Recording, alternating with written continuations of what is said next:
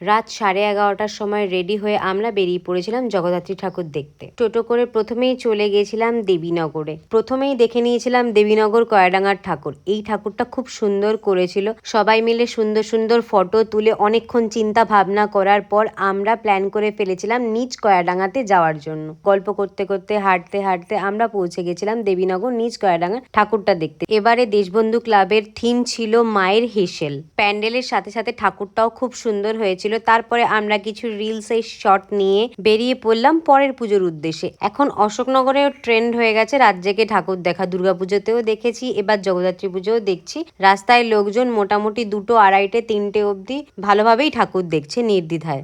এরপরে আইসক্রিম খেতে খেতে ঠাকুর দেখতে দেখতে ভাইরাল লাইটিং পার করে আমরা চলে গেছিলাম আরও একটা ঠাকুর দেখতে।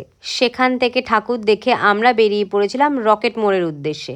সুন্দর লাইটিং দেখতে দেখতে অবশেষে আমরা পৌঁছে গেলাম রকেট মোড়ের প্যান্ডেলে, যেখানে ঠাকুরটা খুবই সুন্দর করেছিল, মিষ্টি একটা ঠাকুর। সেখান থেকে বেরিয়ে আমরা চলে গেছিলাম সেবা সমিতির ঠাকুর দেখতে। আমার তো পার্সোনালি এবছরের জগদ্ধাত্রী ঠাকুরগুলো খুবই সুন্দর লেগেছে। প্রত্যেকটা ঠাকুর একটার থেকে অন্যটা আলাদা এবং লাইটিং গুলো অসাধারণ করেছে। এখন অলরেডি 2টো মতো বেজে গেছিল। অবশেষে স্কাইলার্কের ঠাকুর দেখে আমরা ফিরে গেলাম বাড়িতে। এরপরে 3জনে মিলে ডিনার সেরে গল্প চললো ভোর 6:30 অবধি। তোমরা জানিয়ে তোমাদের এই মিনি ব্লগটা কেমন লাগলো। চলো টাটা।